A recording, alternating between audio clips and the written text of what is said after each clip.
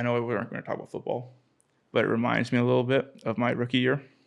Right? We get drafted. We can talk about football. Okay. So if we can talk about football, here we go. My rookie year, right? Give the people what they want. I know. Just a taste, though. Just a little taste. Just like a little cortado. Coffee reference.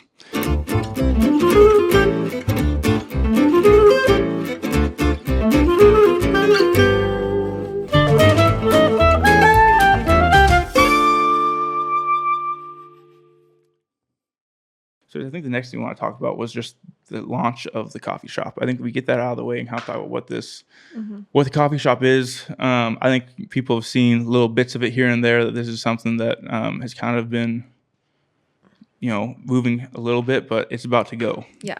This has also been an idea that was just a little seed of an idea for a long time. It's like a rock. The analogy. We've had, the idea to open a coffee shop with family for many moons. And last year, really just decided to go for it. Mm-hmm.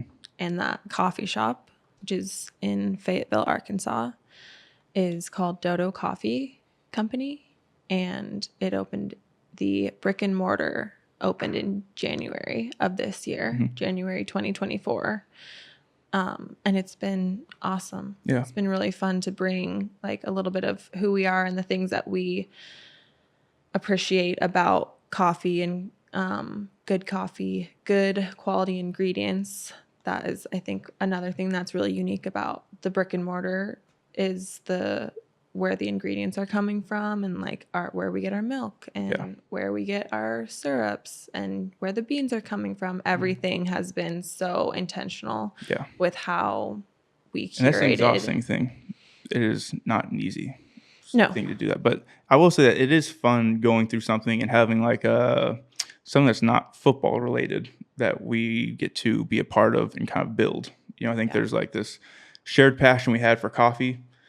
We loved coffee, but I think our understanding of it and like the understanding of going from I really like drinking coffee to we are now roasting coffee, we're making coffee and providing it. Yeah, like it's something that we had to learn, and which is fun too. I think that's kind of part of it, was the learning process of what this was, not just in the coffee world, but also in the business world, in the working with family world, and just the like a group of 6 people coming together and making this happen, when we live across the nation from each other. Yeah.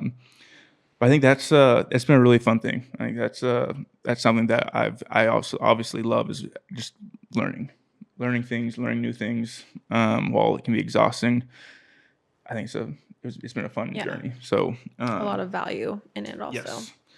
So talking about this, like some we've learned, some we've had to figure out. I think thinking through the steps of doing this, for all of you that entrepreneurs out there, they're trying to start businesses, do things, just listen in. Brands. Learn from us. Companies. Yeah. Because we're going to go through, I think, some of the steps just to get to the point of launch, right? Because you touched on, there was so much work. There was a year's worth of work. The coffee shop opens up. There's been another half year of work building the brand out to launch nationally, where we're roasting our own beans, and we'll have all the other stuff that's available for nationwide, worldwide growth. I think too, when you are taking it on, a lot of those things you could hire out, and you could have somebody else, which we have an incredible team and have people who are carrying the load for sure. But a lot of the decisions are all running through you and us and our little conglomerate of people. So I think that also just takes time, because you have to go through all the steps, and you don't have someone just exactly. And and we talk about being intentional with the things that we do, how we live our life. It's the same thing we want to do with anything we put our name on and are part of. Like, we want to live that same way, right? So we started off, it's green light, go. We're doing this coffee shop. So the first thing is like mission statement. What are we about? Like, how do you set something up at the very beginning that's going to then... How do you pick a name? That's what I'm saying. but before you do any of that, you gotta have like a direction, right? Like you have like this foundation of like, this is who we are, and now every decision you make needs to be in alignment with who we are as a group and what we want to be about, right? It helps because if you don't have a mission statement to start with, it's really hard to get a direction, I think. And so that was one of the first things that we started with, and being able to just collaborate on that together, and have our mission statement. This is who we are. This is what we're about. These are the values that we want to live by, and we want our company to be about, our employees to be about, help to kind of guide this direction, right? And it's a very serious thing that, like, once you have there, it's like, okay, well, now if this is what we're about, here's the next steps, which you get to the name. Yeah. Which we talked about for a while. And I actually just yesterday came across the list of all of like the different coffee names that we had. So much meaningful stuff of like meaning behind the words stuff, and we go back and forth on this for a while. And it's serious conversation. And as usual, it's usually me or Isaiah throws out there a sarcastic kind of a joke, do something light, and I go, well, how about Dodo Coffee Co?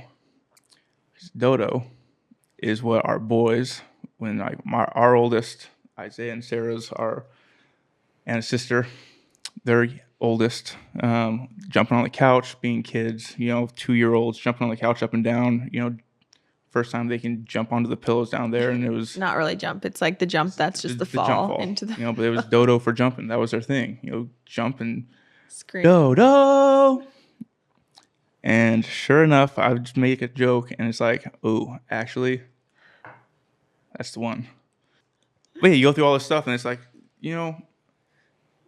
I thought it was good. It was nice. It was kind of like all this. It's getting real serious. Like all these things, it could be meaningful. All these things that all these directions you can go. And it's like, sometimes the 2-year-olds just know best. And you stick to your guns and be like, well, let's have some fun with this one, and be able to like think about something that's very fond memory for us. Yeah. Some of the kids, like, it's they're part of it. They're part of it. Yeah, and that's also the season of life that we're in. Is just we are in so much parent mode all the time, and having it kind of come back to that too when things are getting serious and you are trying to like push through some things, and being able to just have the perspective of the lightness and the joy and why we do things. And yeah, so let me move on from there. Once you have a name, what do you do next? A font. Do you know how many fonts there are? Way too many. There's so many fonts. Talk about saturation. Look, yes. I mean, forget about the podcasts. People that are creating fonts. Stop. Stop. Paradox of choice. It's an economic term.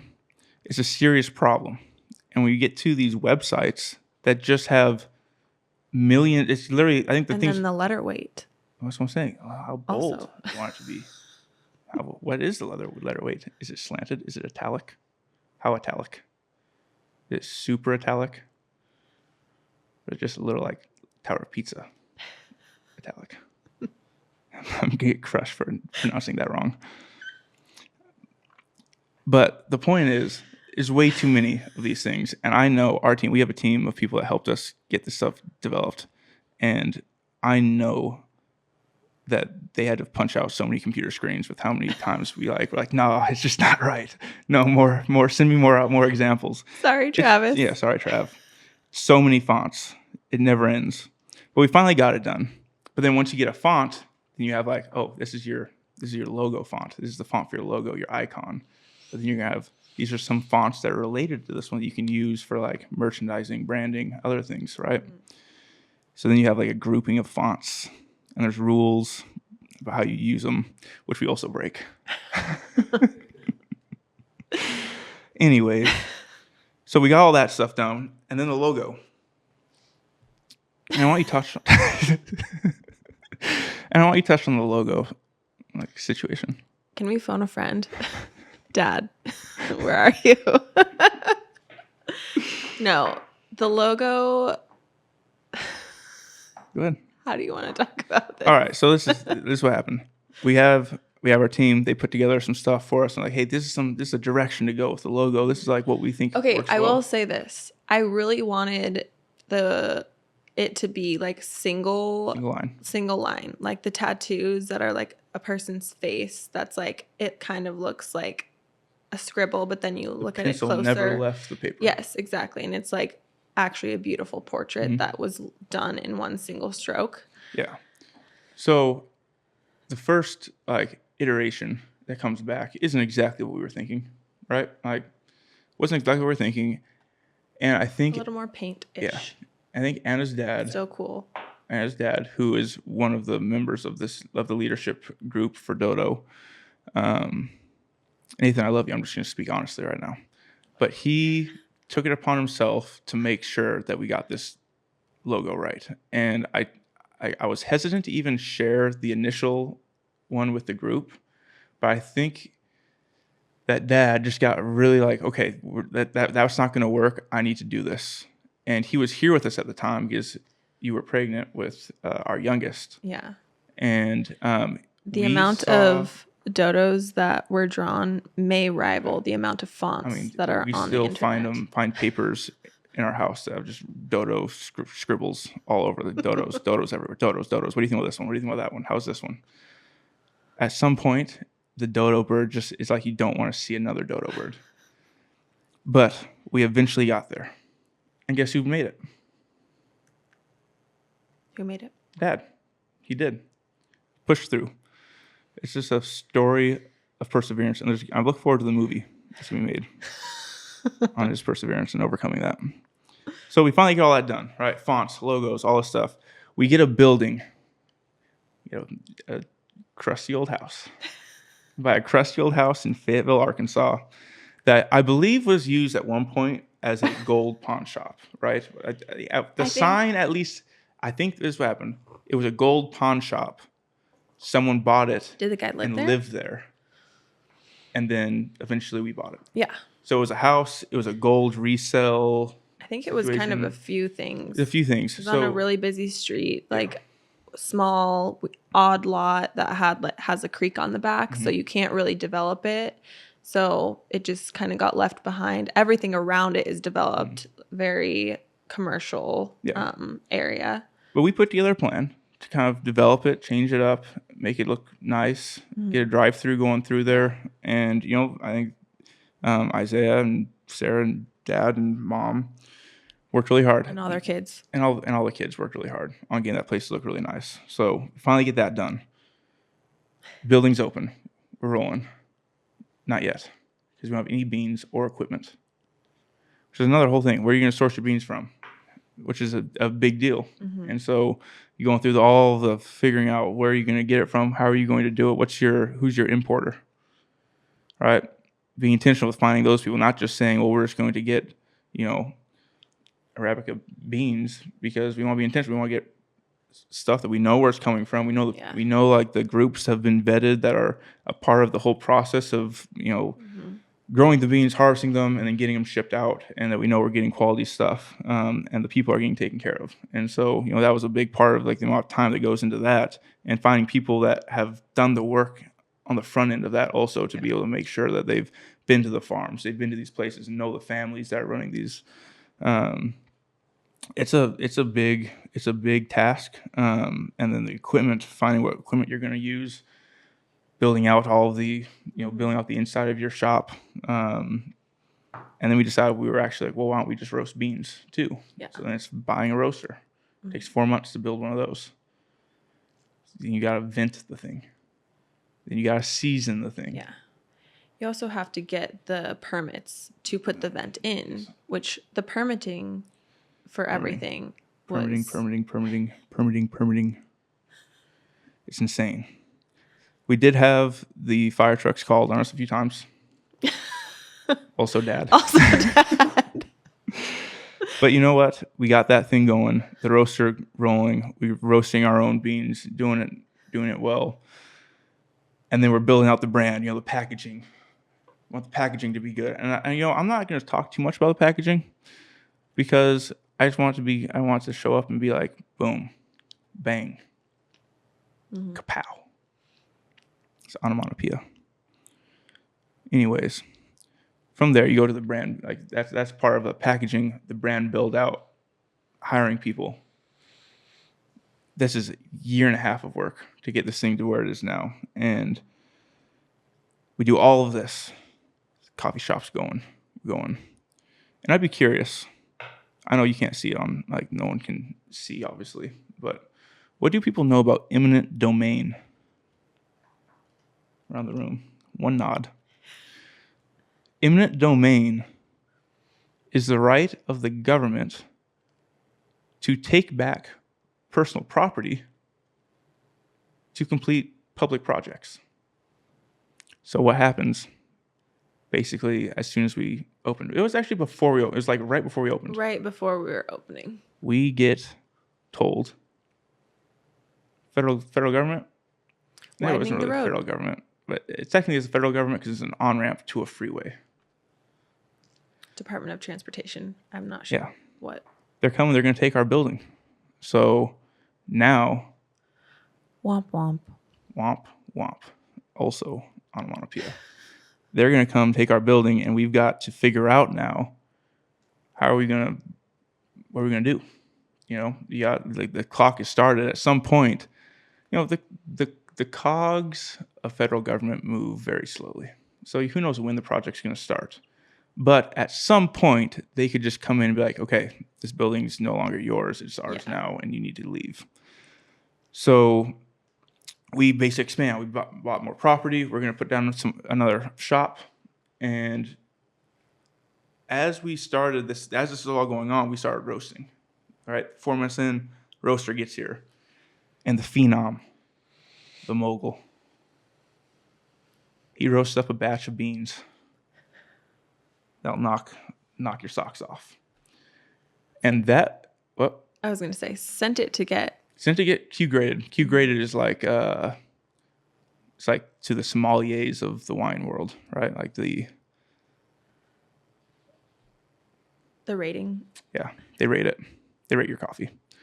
But it got graded really well, super high grade. And I think once we had a product that, like, shoot, this works. We're like, wow, this is actually really good coffee. And not just like, oh, wow, this is really fun to have a coffee shop. It grew to like, this is actually right off the bat.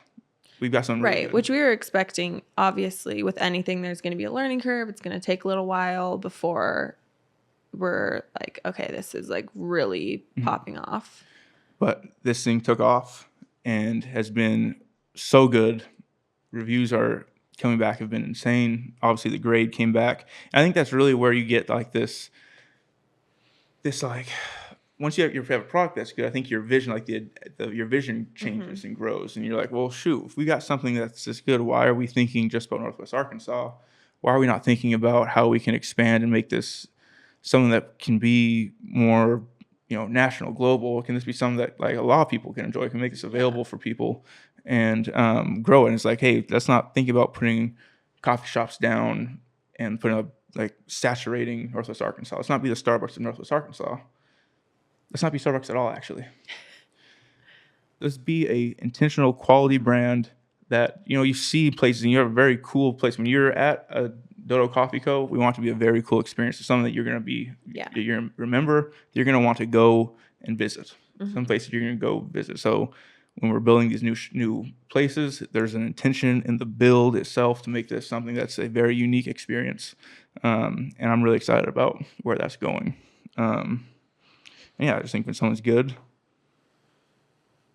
like, how can you help foster that growth? Yeah. Right? Take those good things. And I don't want to I know we aren't going to talk about football, but it reminds me a little bit of my rookie year. Right? We get drafted. We can talk about football. Okay. So if we can talk about football, here we go. My rookie year, right? Give the people what they want. I know. Just a taste, though. Just a little taste. Just like a little cortado. Coffee reference. But so you get drafted. I come in there, I'm the F, I'm the slot. In Sean McVay's offense with the Washington football team that was in Washington, 11 personnel was used on third down and second and 8+. right? So the anticipation is when I come in OTAs, I'm on the sidelines until it is third down or we're in 2nd and 8+, right? Then I come in. During OTAs, we put in 8 plays numbered 1 through 8. And it was just for our 2-minute hurry up. Hey, this is how we're going to operate during our 2-minute stuff. We'll get up to the line and just kind of have these numbers that we're going to, be full plays for us that we're just going to memorize. And we started using that, and like every 2-minute drive, we would just pop down the field, score. It was kind of like leaving OTAs, shoot, this is a good thing. This is a good product. This is something that we can expand on. Come back 1 month later for training camp, it is 1 through 20 now. It's no more just 12 personnel, 13 personnel. It is now like 11 personnel is now becoming a little more of a like staple for us. Mm-hmm. And as that's expanded, we've got, 1 through 30. We've got 1 through 30 plus the 60 series, plus the 70 series, plus the 600 series, 500 series, 700 series. And don't know what that means. No, I know. No, good. No one needs to know what it is. But it's grown to this point where it's like, hey, if you come into their offense, like once you memorize 1 through 700, you'll know all of our plays that you got like to dial in. That's just a joke. That's not actually real. But it's kind of like that idea of like you've got something good. If you got, it's close. It is pretty big. But that's what she said. Gosh, dang it. I was gonna let that one slide and not say anything. I'm glad you said. So much ammunition. But all this to say, when you have something good, you expand it, you grow it, right? And like something like this.